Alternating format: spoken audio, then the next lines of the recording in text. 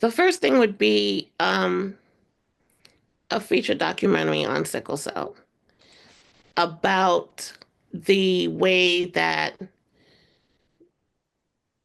the legal system has been using sickle cell to make excuses and lack of accountability for when police brutality happens.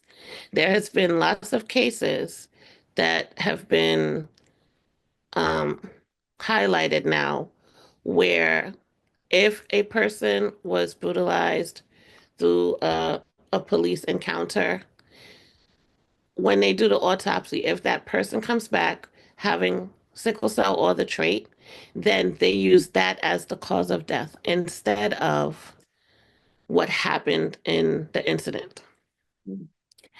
It was uh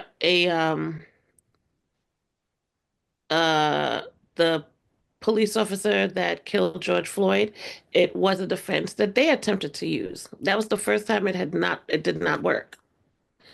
And since then it has worked again on the killing of the New York subway performer, um, who that ex-military guy, I guess he suffocated him. He got off because, oh, this person has sickle cell. So that is what caused it, which is insane. And so I've been doing a lot of research on that. And if I would love to be able to get the funding to be able to highlight that, and not just that, but also show how this is just a systemic, another example of the systemic issues and abuse happening in not just healthcare, not just sickle cell, but in the healthcare industry as well.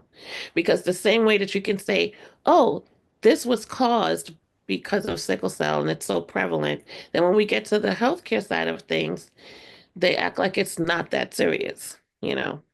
I can't my just talking about myself alone, the amount of times I have been in the hospital and having to wait hours and hours in an emergency room, or being told that I'm not in pain, or being accused of being a drug seeker. Like these are just my experiences, and I can account to you that there are millions of other sickle cell warriors that say the same thing. So it's very interesting that on one hand, it's so prevalent that, you could just scare us to death and sickle cell just caused our death. But then on the other hand, when we are asking for help in the hospital, we're not getting it.